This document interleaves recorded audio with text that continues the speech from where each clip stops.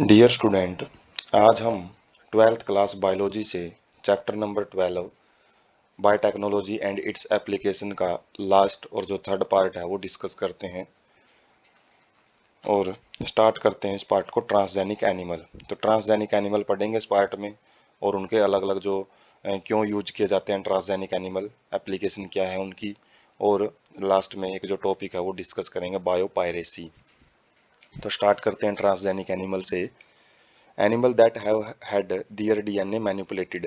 तो इसके अंदर वो एनिमल आ जाते हैं, कोई भी बैक्टीरिया आ सकता है, इसमें कोई भी फंजाई आ सकता है, प्लांट आ सकता है, एनिमल आ सकता है। तो कोई भी एनिमल जिसके हमने डीएनए को चेंज कर दिया है, जेनेटिकली मॉडिफाई कर दिया है, तो उसको हम ट्रांसजेनिक एनिमल बोलते हैं। And express an extra foreign gene. तो ये क्या करता है, फिर कोई ना कोई बाहर से हमने कोई जीन इसके अंदर इंट्रोड्यूस किया है, उसको ये एक्सप्रेस करता है। मतलब हमारे जिस डिजायर्ड करेक्टर के लिए हमने इसके अंदर वो जीन इंट्रोड्यूस किया है, तो वो करेक्टर ये शो करना स्टार्ट कर देता है। एग्जाम्पल है जैसे ट्रांसजेनिक रैट, रैबिट, पिग्स, सीप, काऊ, फिश। तो ये अलग अलग प्रकार के जो एनिमल्स हैं वो हम आरडीटी टेक्नोलॉजी से तैयार करते हैं, उनके जीन के अंदर चेंज करके इनको तैयार किया जाता है। 90% of all existing transgenic animals are mice. तो सबसे ज़्यादा जो एक्सपेरिमेंट किए जाते हैं बायोटेक्नोलॉजी में वो माइस के ऊपर ही, चूहों के ऊपर ही किए जाते हैं। तो जितने भी हमने आज तक ऑर्गेनिजम्स को जेनेटिकली मॉडिफाई किया है, तो उनमें से 95% तो माइस ही हैं, चूहे ही हैं। तो एप्लीकेशन क्या होती है ट्रांसजेनिक एनिमल्स की, तो यहाँ से हम हेडिंग देखते हैं, उसके बाद एक एक हेडिंग को पर स्लाइड में देखते रहेंगे, मतलब स्टडी करेंगे। नॉर्मल फिजियोलॉजी एंड डेवलपमेंट, मतलब बॉडी का नॉर्मल बिहेवियर है, जैसे इंटरनल ऑर्गन कैसे काम करते हैं, तो उनका पता लगाने के लिए, विकास जो कैसे होता है, अलग अलग ऑर्गन का डेवलपमेंट कैसे होता है, उन चीज़ों को समझने के लिए हम इनका यूज करते हैं। कैंसर, एल्जीमियर डिजीज, कुछ ऐसी डिजीज हैं जो कि बहुत ही ज़्यादा घातक हो सकती हैं। तो ऐसी डिजीज की जो स्टडी है, उनको समझने के लिए वो कैसे वो नुकसान पहुंचाती है शरीर को, तो उनको समझने के लिए, उनकी स्टडी के लिए हम एप्लीकेशन करते हैं, इनका ट्रांसजेनिक एनिमल्स का यूज करते हैं। कुछ बायोलॉजिकल प्रोडक्ट होते हैं जैसे मिल्क वगैरह होता है, और भी काफ़ी एंटीबायोटिक्स वगैरह, तो अलग उसमें चले जाते हैं। तो कुछ जीव से हम कुछ बेनिफिशियल प्रोडक्ट हैं वो यूज करते हैं, वो भी देखेंगे। वैक्सीन सेफ्टी है। वैक्सीन सेफ्टी का मतलब कोई भी यदि दवाई हम बना लेते हैं, कोई भी इंजेक्शन वगैरह बनाते हैं, तो उसकी सेफ्टी चेक की जाती है, कितनी डोज में वो सेफ रहेगी। केमिकल सेफ्टी टेस्टिंग में टॉक्सिसिटी टेस्टिंग यूज की जाती है, जिसके अंदर भाई कौन सा केमिकल कितनी हद तक ही एक हेल्पफुल पर्पज के लिए यूज किया जा सकता है, और किस डोज से ज़्यादा वो एक टॉक्सिक सब्सटेंस में बदल सकता है। तो ये एप्लीकेशन है, एक एक करके ये एप्लीकेशन हम स्टडी करते हैं। सबसे पहले नॉर्मल फिजियोलॉजी एंड डेवलपमेंट।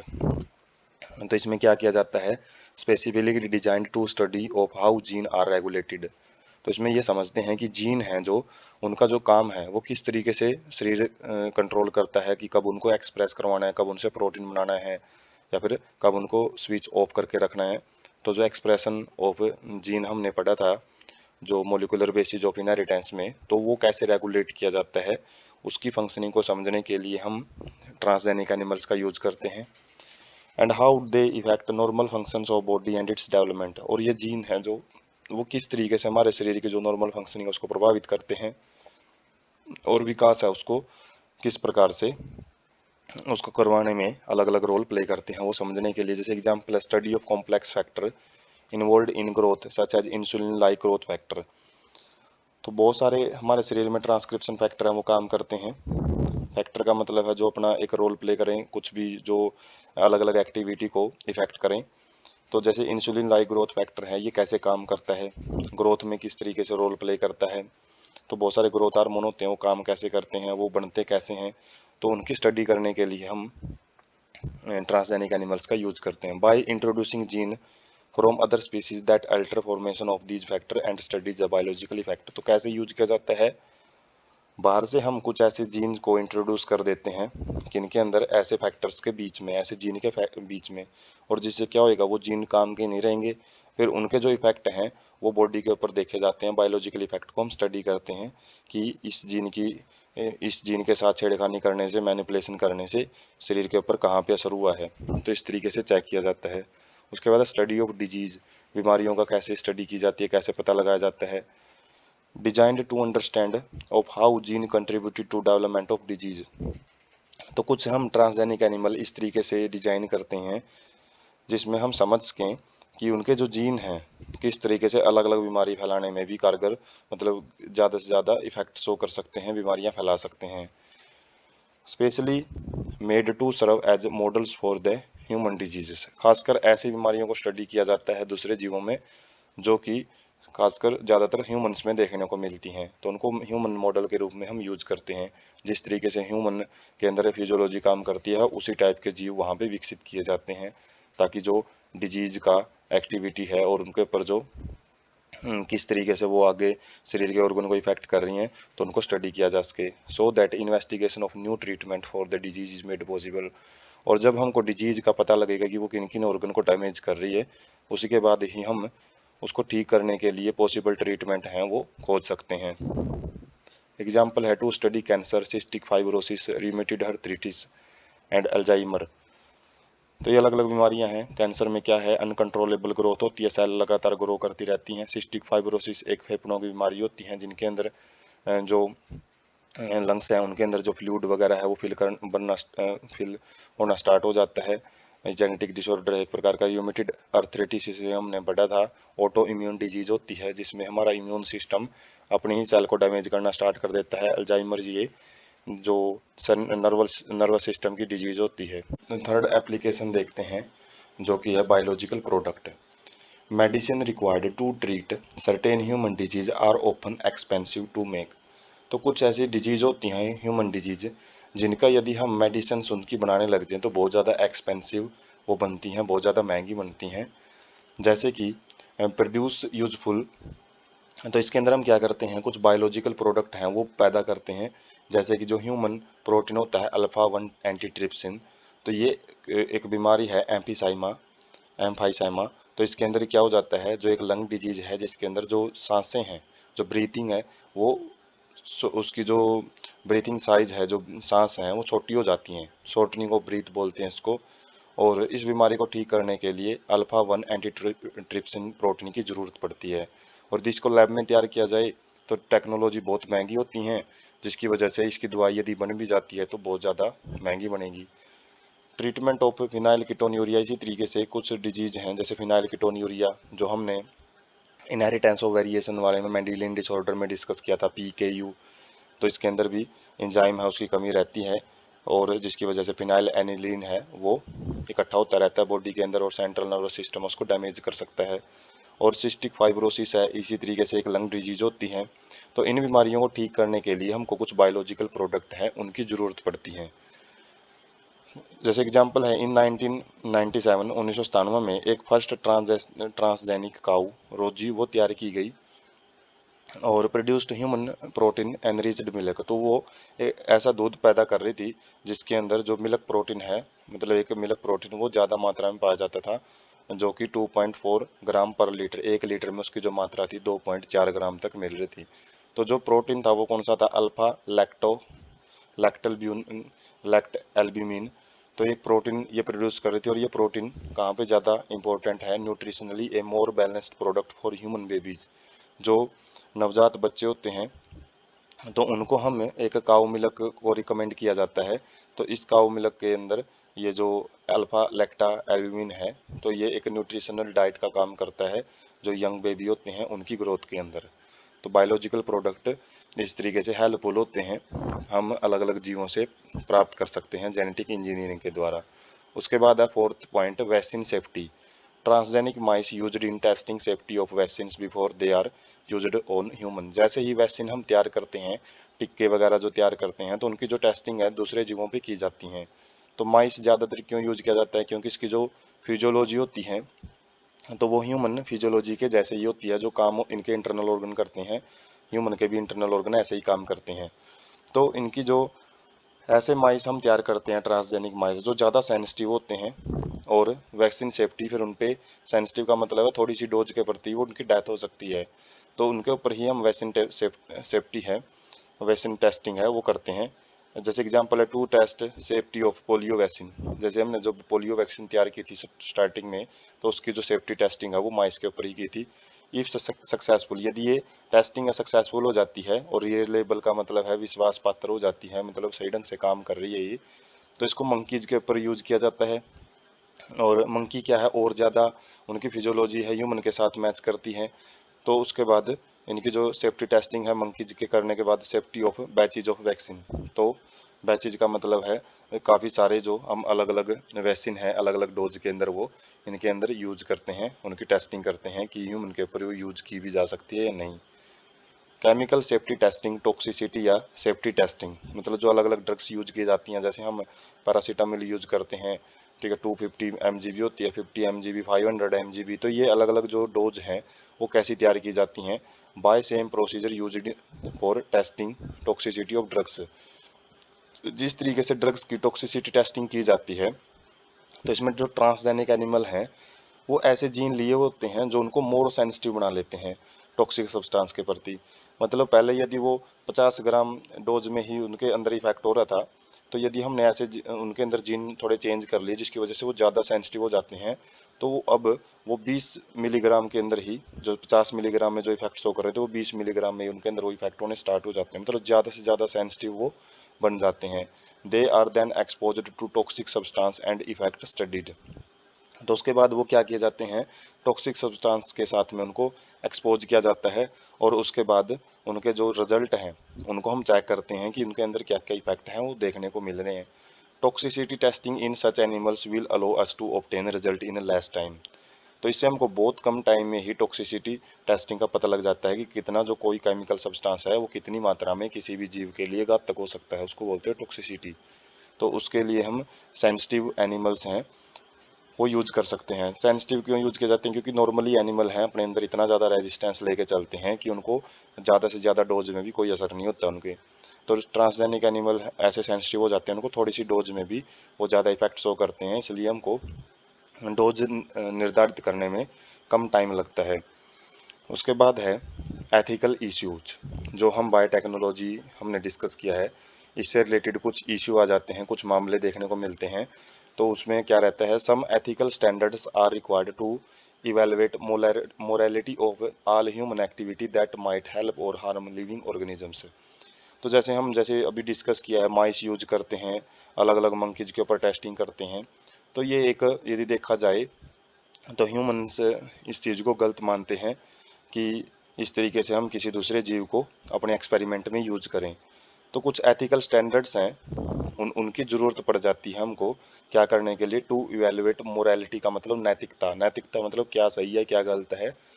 तो अलग अलग जो ह्यूमन एक्टिविटीज़ है उनके अंदर हमको कुछ ना कुछ स्टैंडर्ड हैं वो निर्धारित किए जाने चाहिए, ताकि हम ऑर्गेनिजम्स हैं उनको उनकी मतलब नुकसान ना पहुंचा सकें उनको। Genetic modification of organism can have unpredictable result.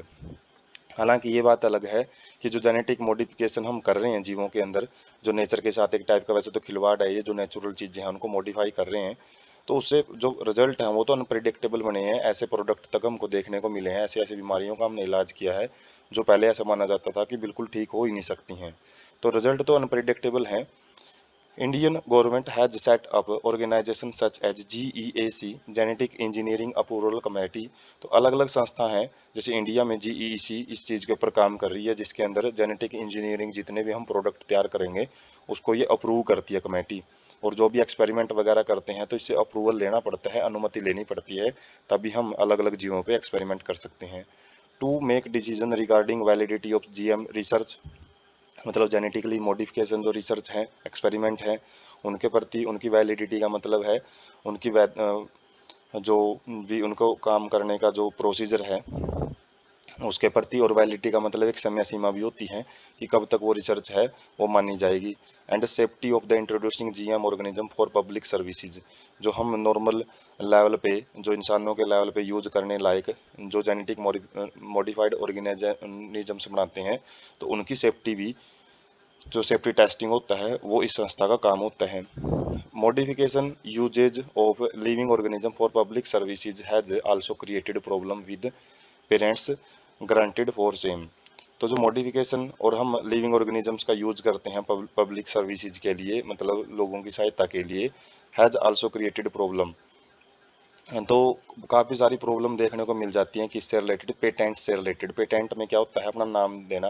जैसे किसी भी चीज़ की किसी पर्सन ने डिस्कवरी कर दी है तो वो अपना पेटेंट करवाता है, नामकरण करवाता है, और उसके अंदर भी हमको काफ़ी प्रॉब्लम्स है वो फेस करनी पड़ती हैं। कई बार डिस्कवरी किसी और की हो जाती है और नाम कोई और करवा लेता है, तो वो पेटेंट रिलेटेड कुछ इशू हैं वो भी देखने को मिलते हैं।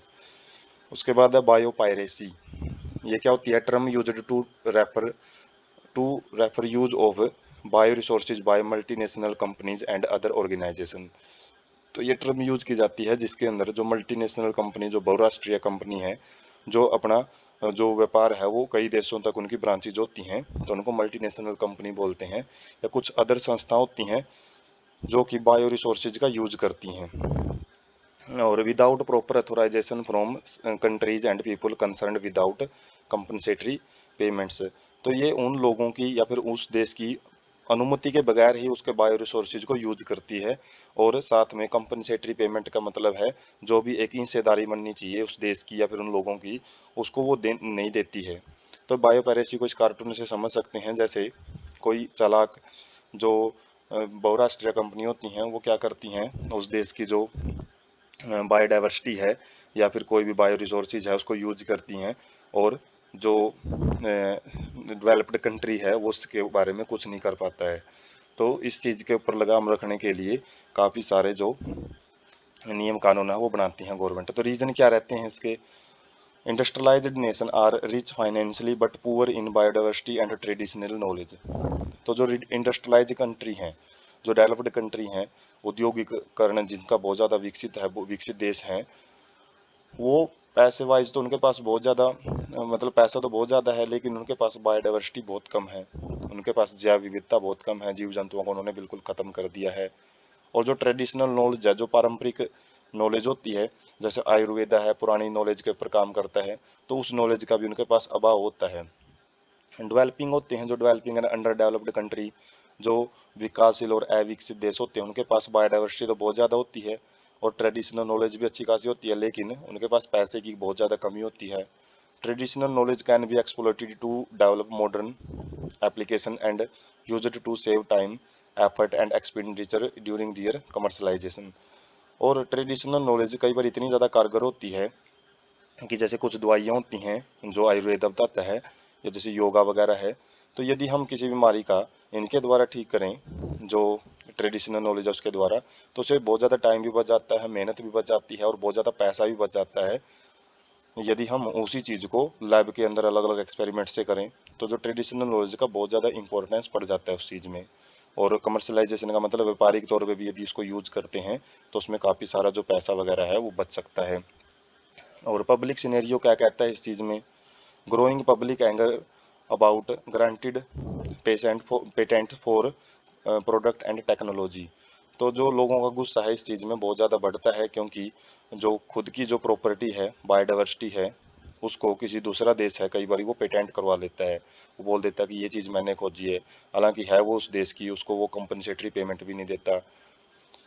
और टेक्नोलॉजी किस चीज़ की? Of genetic material plant and other biological resources for foreign companies by foreign company. जो दूसरे देश की कंपनियां होती हैं वो उस देश की जो नेचुरल संपदा है, जो बायोलॉजिकल रिसोर्सेज है, उसको अपने नाम से यूज करती हैं।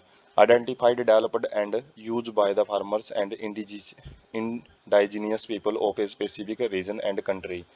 तो कई बार तो वो उन चीज़ों को अपने नाम करवा लेते हैं जो कि उस देश के लोगों के द्वारा वो बहुत टाइम पहले से ही यूज की जा रही है। जैसे खेती बाड़ी से रिलेटेड काफ़ी सारी ऐसी किस्म देखी जाती हैं जो दूसरे देश अपने नाम से पेटेंट करवा लेते हैं, और जबकि वो किसी दूसरे देश में बहुत टाइम पहले से ही वो उसको यूज किया जा रहा है।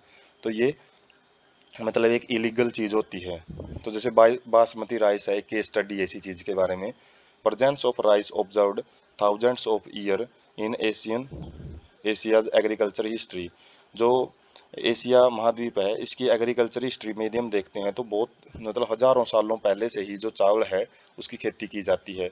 Reference in ancient text folklore and poetry. तो जो चावल है इसका जिक्र पुरानी जो दंत कथा होती हैं उनमें भी होता है। फोल्कलोर बोलते हैं जिसको, मतलब जो पुराने लोगों से सुनते आ रहे हैं। एनिशियंट टेक्स्ट का मतलब जो पुरानी पुरानी किताबें हैं जो पुराने टाइम पे लिखी गई हैं उनके अंदर भी इसका जिक्र मिलता है। और पोइट्री का मतलब काव्य है, कविताएं, गीत, उनके अंदर भी चावल का काफ़ी जिक्र मिलता है। Estimated 2 lakh varieties of rice in India alone. Bharat में ही चावल की लगभग 2 लाख से ज़्यादा प्रजातियां वो पाई जाती हैं। बासमती राइस वो बिल्कुल एक डिस्टिंक्ट राइस है, बहुत ज़्यादा जाना माना है, क्योंकि उसका जो अरोमा है, उसकी जो एक सेंट बोल सकते हैं, परफ्यूम, उसका जो एक गंध है वो बड़ी अच्छी है, और उसका फ्लेवर जो उसकी महक है तो वो भी बड़ा अच्छा माना जाता है। 27 documented varieties of basmati are grown in India. Bharat में लगभग जो 27 डॉक्यूमेंटेड का मतलब जिनका मतलब हमने नामकरण वगैरह करवा रखे हैं, जिनको पब्लिसिटी वगैरह करवा रखी है, तो वो उनकी जो 27 प्रजातियां हैं, 27 किस्में हैं, वो हम इंडिया में यूज करते हैं। और ये हम पिक देख सकते हैं, बासमती जो चावल होता है उसका जो ग्रेन साइज होता है वो थोड़ा सा बड़ा भी होता है और देखने में भी अच्छा लगता है, और साथ में उसका जो टेस्ट है, उसका जो फ्लेवर है वो भी अच्छा होता है। एन अमेरिकन कंपनी इन 1997 1997 के अंदर एक अमेरिकन कंपनी ने क्या करा लिया था, got patent rights on basmati rice through US patent and trademark office. तो उन्हीं की कंपनी है कोई, जो ट्रेडमार्क ऑफिस है, जो यूएस पेटेंट वगैरह देती हैं, मतलब पेटेंट से रिलेटेड जो अधिकार देती हैं, तो उसी से क्या करवा लिया था, एक बासमती राइस को अपने नाम से पेटेंट करवा लिया एक अमेरिकन कंपनी ने। To sell a new variety of basmati in US and abroad. तो उन्होंने क्या किया, एक नई वैरायटी बोल रहे हैं, वो नई वैरायटी हमने विकसित की है बासमती की, और जिसको उन्होंने दूसरे देशों में और यूएसए में बेचने की अनुमति ले ली। The new variety of basmati had actually been derived from Indian farmers varieties. और जो ये नई वैरायटी वो बोल रहे थे वो कहाँ से निकाली गई थी, वो जो इंडिया के किसान हैं, जो भारत के किसान हैं, वो अलग अलग वैरायटी यूज कर रहे हैं, उन्हीं में से एक थी Indian basmati crossed with semi dwarf varieties and claimed as an invention और ए नोवेल्टी। तो इंडियन बासमती राइस को ही एक सेमी ड्वार्फ वैराइटीज के साथ क्रॉस करवा के एक नई वैरायटी तैयार कर ली थी, और उसी को वो नई खोज बता रहे थे, नोवेल्टी बता रहे थे। नोवेल्टी मतलब एक नई चीज बता रहे थे। तो कंसिक्वेंसेज ऑफ पेटेंट, पेटेंट के कंसिक्वेंसेज क्या मिलते हैं। Patent extend to functional equivalent imply that other people selling basmati rice could be restricted by the patent। तो जो पहले जैसे किसान उस चीज़ को यूज कर रहे हैं, कोई भी लोग किसी भी पार्टिकुलर देश के लोग उस चीज़ को यूज कर रहे हैं, तो अब पेटेंट करवाने के बाद वो अपने आप उस चीज़ को यूज नहीं कर सकते। उनको यदि वो चीज़ खरीदनी है तो पेटेंट करवाई गई कंपनी से ही खरीदनी पड़ती है। तो पेटेंट ये इतने ज़्यादा रिजल्ट है वो प्रोड्यूस कर देते हैं। तो ये कानून की नज़रों में तो लीगल हो जाते हैं, लेकिन वैसे एथिकली देखा जाए तो बहुत ही इलीगल चीज़ मानी जाती है। तो इसी चीज़ के लिए गवर्नमेंट है, सरकार है, time to time bio piracy को रोकने के लिए बहुत अलग अलग एक्शन लेती हैं। Growing realisation of injustice, inadequate compensation and benefit sharing between the developed and developing countries. तो इसमें टाइम टू टाइम ये चीज़ रियलाइज की गई कि जो ये अन्याय हो रहा है, जो इनएडिक्वेट कंपनसेशन का मतलब ठीक ढंग से जो पैसे का बंटवारा नहीं कर पाती हैं जो बहुराष्ट्रीय कंपनी हैं, जिस चीज़ को यदि बायो रिसोर्सेज का यूज कर रहे हैं किसी भी अंडर डेवलप्ड या डेवलपिंग कंट्रीज के। और बेनिफिट शेयरिंग का भी मतलब इन एडिक्वेट कंपनसेशन जब देखने को मिलता है किस किस के बीच में, developed and in under developed countries के बीच में या डेवलपिंग कंट्रीज के बीच में, तो नेशंस आर डेवलपिंग लाज टू। और इसी चीज़ के लिए फिर अलग अलग देश हैं वो कानून बना रहे हैं किस चीज़ से बचने के लिए, to prevent unauthorised exploitation of their bio resources and traditional knowledge. तो जो उनके देश के बायो रिसोर्सेज हैं या ट्रेडिशनल नॉलेज हैं उसको बचाए रखने के लिए, तो अनअथोराइज्ड एक्सप्लोटेशन का मतलब है अनाधिकारिक, जिसमें मतलब बिना अधिकार के उसका जो वो यूज कर रहे हैं, एक्सप्लोइट कर रहे हैं, उसका जो विनाश कर रहे हैं, उन चीज़ों से बचने के लिए नेशंस अपने अपने जो रूल हैं वो बनाते हैं। Indian parliament has recently cleared second amendment on off Indian patent bill. तो इंडियन पेटेंट बिल आईपीबी मतलब इंडिया के अंदर जो रूल एंड रेगुलेशन काम करते हैं पेटेंट से रिलेटेड, उसके अंदर जो संसद है, भारतीय संसद है, पार्लियामेंट संसद जहाँ पे रूल पास किए जाते हैं, तो जिसमें लोकसभा राज्यसभा आ जाती है, उसके बाद राष्ट्रपति के पास जाता है कोई भी कानून बनने से पहले। तो उन्होंने जो दूसरा संशोधन किया, संशोधन मतलब दूसरा एक जो कुछ चेंज किया है इंडियन पेटेंट बिल के अंदर। तो उसमें क्या चेंज किया है, including patent terms, emergency provisions and research and development initiative. तो इसके अंदर कुछ अलग अलग जो पॉइंट हैं वो कवर किए गए हैं, जिसके अंदर पेटेंट टर्म्स हैं। पेटेंट टर्म्स मतलब पेटेंट टर्म्स को लीगलाइज किया गया है।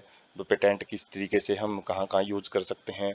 इमरजेंसी प्रोविजन का मतलब है कुछ मतलब आपातकालीन यदि निर्णय लेने पड़ जाते हैं तो वो भी लिए जा सकते हैं। रिसर्च एंड डेवलपमेंट मतलब जो अनुसंधान है, संशोधन, जो अनुसंधान वगैरह अलग अलग चीज़ की रिसर्च की जाती है। और डेवलपमेंट इनिशिएटिव का मतलब है कुछ पहलू हैं उनको विकसित किया है इस चीज़ के अंदर। तो थोड़ी सी ये जो कानूनी लैंग्वेज होती है जो कि एसएस के अंदर ज़्यादा अच्छे ढंग से समझ में आती हैं। तो इसमें क्या किया जाता है, patent usages product and process based on Indian traditional herbal medicines. जैसे एग्जांपल है टर्मरिक नीम। तो टर्मरिक नीम जिस तरीके से, जैसे इसका कुछ ट्रेडिशनल हर्ब के रूप में यूज करते हैं हम, पारंपरिक तौर पे इसको एक औषधि के रूप में यूज किया जाता है। तो जो पेटेंट यूज हैं और प्रोडक्ट हैं उनको ज़्यादा से ज़्यादा लीगलाइज कर दिया गया है। अलग अलग जो प्रोडक्ट हैं हम मतलब अभी कोई दूसरा देश है वो इस तरीके से इनको अपने नाम से पेटेंट नहीं करवा सकता। तो काफ़ी सारे जितने भी नई नई वैरायटीज़ हैं उनको डॉक्यूमेंटेशन, उनको कागजी कार्रवाई में उनको दर्ज किया जाता है time to time. If we are not vigilant then other countries and individual may encash our on our rich legacy. तो यदि हम इस चीज़ के बारे में ज़्यादा चौकन्ना नहीं रहेंगे तो जो दूसरी कंट्रीज़ हैं वो हमारे ही बायोडाइवर्सिटी है, हमारी वो जो बायो रिसोर्सेज है उनको अपने फ़ायदे के लिए यूज करती रहेंगी। तो इसलिए जो ये गवर्नमेंट के जो अलग अलग एक्शन है पेटेंट बिल से रिलेटेड, मतलब जो भी रिसर्च होती है तो उसको पेटेंट करवाना। और बहुत सारे ऐसे जगह हैं इंडिया के अंदर, मतलब ऐसे जहाँ पे बहुत टाइम पहले से अच्छी अच्छी वैरायटीज़ हैं उनको यूज किया जा रहा है, लेकिन उनके अंदर कोई कागजी कार्रवाई उनके ऊपर है ही नहीं है, तो डॉक्यूमेंटेशन है ही नहीं है। तो उसी चीज़ से बचने के लिए टाइम टू टाइम जो ये संशोधन है कानून में वो किए जाते हैं।